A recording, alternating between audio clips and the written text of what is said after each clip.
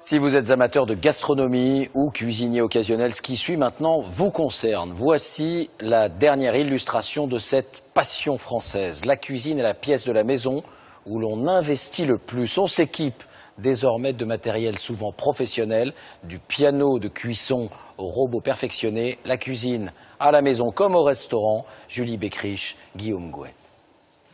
Au menu d'Hélène Pietrini ce soir, filet de bœuf en croûte et son émincé de champignons. Un plat élaboré qu'elle réalise avec du matériel de chef. 2 fours, un robot électrique, des couteaux de cuisine professionnels et comme au restaurant, non pas 4 mais 5 feux de cuisson. 4, ça aurait été trop simple, 5, c'est parfait. De la cuisine à la maison, mais avec l'exigence des pros.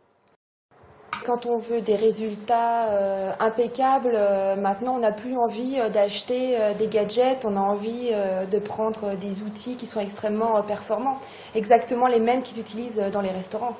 Et la passionnée de cuisine tient la comparaison, surtout quand elle dégaine sa sonde de cuisson. Il faut qu'à l'intérieur de la viande, on ait 63 degrés. Alors ? Et voilà. Là je suis sûre que c'est cuit, c'est mignon. 63 degrés. Des passionnés de cuisine comme Hélène Pietrini, il y en a de plus en plus. Et pour preuve, le succès des émissions de cuisine. Sur toutes les chaînes, les Français apprennent à mitonner comme des chefs. Après avoir salivé devant leur écran, ils passent eux-mêmes au fourneau et se précipitent dans les magasins destinés aux professionnels, comme celui-ci. Ici, il y a quelques années, seuls des chefs venaient acheter leurs ustensiles. Il y a besoin de le beurrer la toute première utilisation. Aujourd'hui, la moitié des clients sont des amateurs.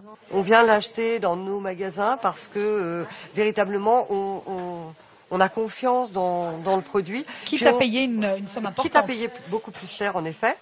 Pour s'offrir un mixeur digne d'un restaurant, il faut payer près de 190 €, 3 fois plus que pour un modèle de base en supermarché.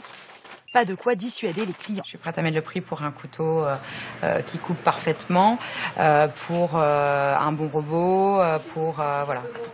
Ça aide en tout cas d'avoir le bon matériel, ça aide et les livres aident beaucoup aussi. Une aubaine pour les fabricants. En 5 ans, le marché des ustensiles de cuisine a augmenté de 15%. Aujourd'hui, ils adaptent de plus en plus d'appareils professionnels à une utilisation grand public.